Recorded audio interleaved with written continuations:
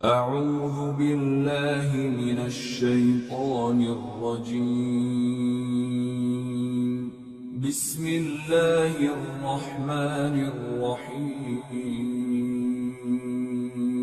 سورة آل عمران آیت نمبر 63۔ فَإِن تَوَلَّوْا فَإِنَّ اللَّهَ عَلِيمٌ بِالْمُفْسِدِينَ۔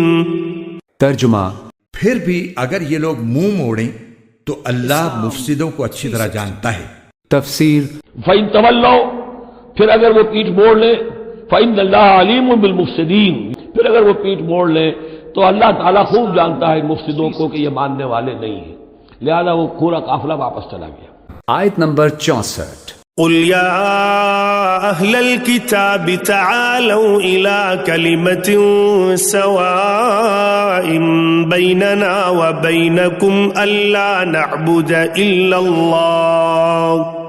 اللَّهَ وَلَا نُشْرِكَ بِهِ شَيْئًا وَلَا يَتَّخِذَ بَعْضُنَا بَعْضًا أَرْبَابًا مِّن دُونِ اللَّهِ فَإِن تَوَلَّوْا فَقُولُوا اشْهَدُوا بِأَنَّا مُسْلِمُونَ۔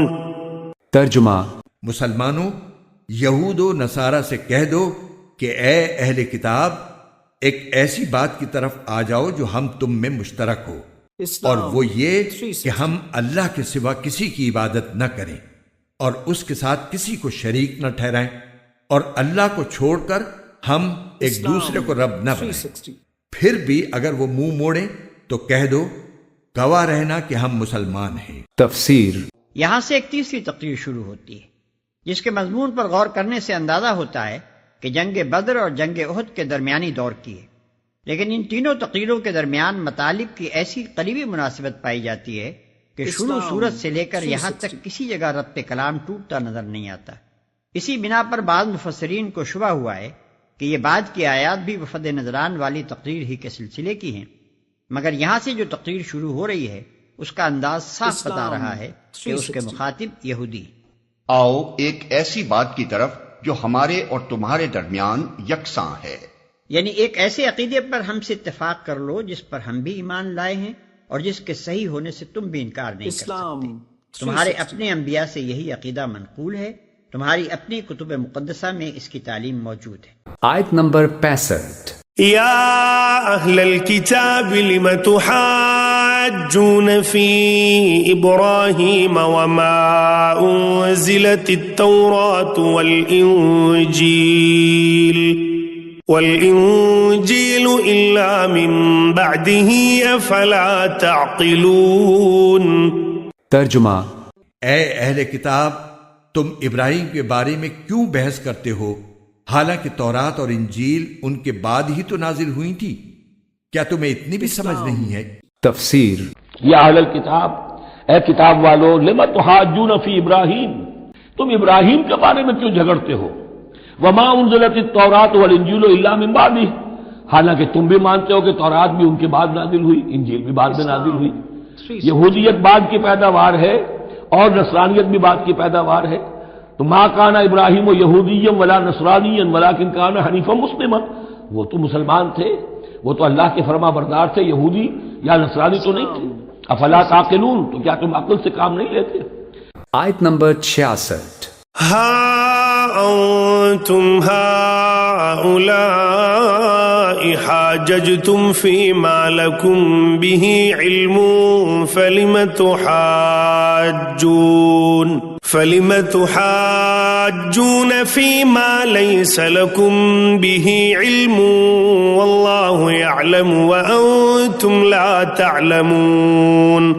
ترجمہ، دیکھو یہ تم ہی تو ہو جنہوں نے ان معاملات میں اپنی سی بحث کر لی ہے جن کا تمہیں کچھ نہ کچھ علم تھا، اب ان معاملات میں کیوں بحث کرتے ہو جن کا تمہیں سرے سے کوئی علم ہی نہیں ہے؟ اللہ جانتا ہے اور تم نہیں جانتے۔ تفسیر۔ یہودی کہا کرتے تھے کہ حضرت ابراہیم علیہ السلام یہودی تھے اور عیسائی کہتے تھے کہ وہ عیسائی تھے۔ اول تو قرآن کریم نے فرمایا کہ یہ دونوں مذہب تورات اور انجیل کے نزول کے بعد وجود میں آئے، جبکہ حضرت ابراہیم علیہ السلام بہت پہلے گزر چکے تھے۔ لہٰذا یہ انتہائی احمقانہ بات ہے کہ انہیں یہودی یا عیسائی کہا جائے۔ اس کے بعد قرآن کریم نے فرمایا کہ جب تمہارے وہ دلائل جو کسی نہ کسی صحیح حقیقت پر مبنی تھے تمہارے دعووں کو ثابت کرنے میں ناکام رہے ہیں، تو حضرت ابراہیم علیہ السلام کے بارے میں یہ بے بنیاد اور جاہلانہ بات کیسے تمہارے دعوے کو ثابت کر سکتی ہے؟ مثلا تمہیں یہ معلوم تھا کہ حضرت عیسیٰ علیہ السلام بغیر باپ کے پیدا ہوئے تھے اور اس کی بنیاد پر تم نے ان کی خدائی کی دلیل پیش کر کے بحث کی، مگر کامیاب نہ ہو سکے، کیونکہ بغیر باپ کے پیدا ہونا کسی کی خدائی کی دلیل نہیں ہو سکتا۔ حضرت آدم علیہ السلام تو ماں اور باپ دونوں کے بغیر پیدا ہوئے، مگر ان کو تم بھی خدا یا خدا کا بیٹا نہیں مانتے۔ جب تمہاری وہ دلیلیں بھی کام نہ آ سکیں جو اس صحیح واقعے پر مبنی تھی، تو یہ سراسر جاہلانہ بات کہ حضرت ابراہیم علیہ السلام نصرانی یا یہودی تھے کیسے تمہارے لیے کارآمد ہو سکتی ہے؟ آیت نمبر 67۔ ما كان إبراهيم يهوديا ولا نصرانيا ولكن كان حنيفا مسلما وما كان من المشركين۔ ترجمہ، ابراہیم نہ یہودی تھے نہ نصرانی، بلکہ وہ تو سیدھے سادے مسلمان تھے اور شرک کرنے والوں میں کبھی شامل نہیں ہوئے۔ تفسیر۔ اصل میں لفظ حنیف استعمال ہوا ہے، جس سے مراد ایسا شخص ہے جو ہر طرف سے رخ پھیر کر ایک خاص راستے پر چلے۔ اسی مفہوم کو ہم نے مسلم یکسو سے ادا کیا ہے۔ آیت نمبر 68۔ إن أولى الناس بإبراهيم للذين اتبعوه وهذا النبي والذين آمنوا والله ولي المؤمنين۔ ترجمہ، ابراہیم کے ساتھ تعلق کے سب سے زیادہ حقدار وہ لوگ ہیں جنہوں نے ان کی پیروی کی، نیز یہ نبی آخر الزمان صلی اللہ علیہ وسلم اور وہ لوگ ہیں جو ان پر ایمان لائے ہیں، اور اللہ مومنوں کا کارساز ہے۔ تفسیر۔ ان اول الناس بابراہیم الذین اتبعوه، یقیناً ابراہیم سے سب سے زیادہ قربت رکھنے والے لوگ تو وہ ہیں جو ان کی پیروی کرتے ہیں، اور وہ کون ہے؟ وَهَذَا النَّبِيُّ، یہ نبی محمد صلی اللہ علیہ وسلم، وَالَّذِينَ آمَنُوا، اور وہ کہ جو ان پر ایمان لائے، وَاللَّهُ وَلِيُّ الْمُؤْمِنِينَ، اور اللہ ان مومنوں کا ساتھی ہے، مددگار ہے، پشت پناہ ہے، حمایتی ہے۔ آیت نمبر 69۔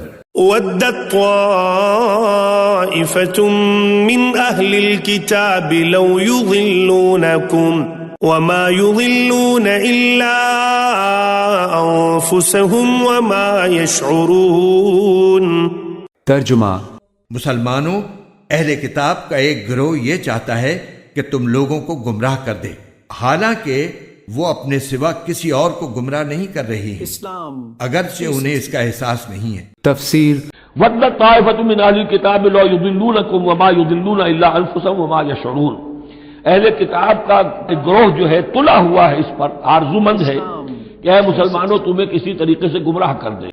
وَمَا يُضِلُّونَ إِلَّا أَنفُسَهُمْ، وہ نہیں گمراہ کر سکیں گے مگر اپنے آپ کو۔ وَمَا يَشْعُرُونَ، انہیں اس کا شعور نہیں ہے۔ آیت نمبر 70۔ يا أهل الكتاب لم تكفرون بآيات الله وأنتم تشهدون۔ ترجمہ، اے اہل کتاب، اللہ کی آیتوں کا کیوں انکار کرتے ہو حالانکہ تم خود ان کے من جانب اللہ ہونے کے گواہ ہو۔ تفسیر۔